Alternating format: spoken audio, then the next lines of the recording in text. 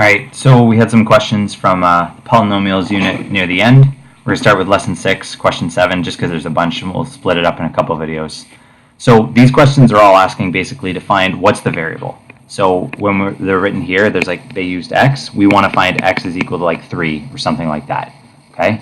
In order to do these questions, we're going to have to actually do the expansion and then simplify it like algebra.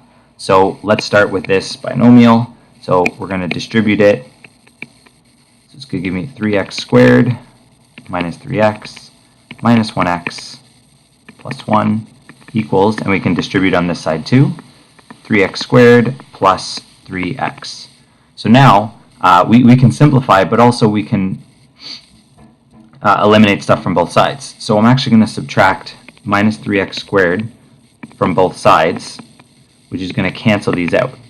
Just like if you had an equation where it was like x plus 3 equals 10, and you can subtract 3 from both sides to cancel it out. We're going to do that here, but because they're equal, they actually turn into nothing.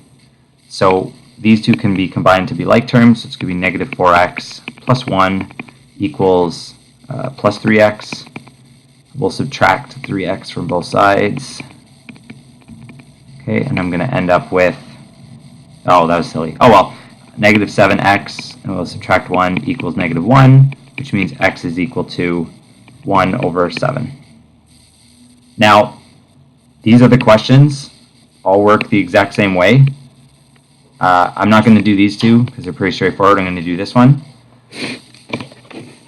So let's distribute here. I'm going to do the squared first. So 2a squared minus a squared minus 6a plus 9.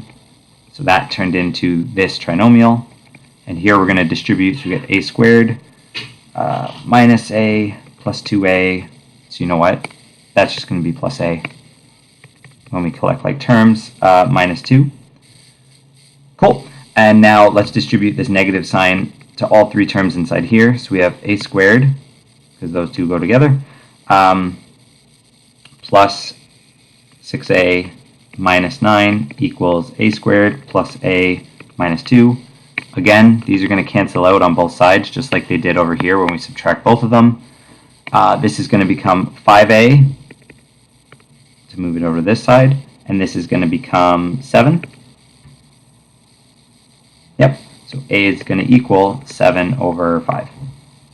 And that's it, we're done. So, when you have these types of questions, we have to expand, simplify, and then solve, and isolate to solve. That's it.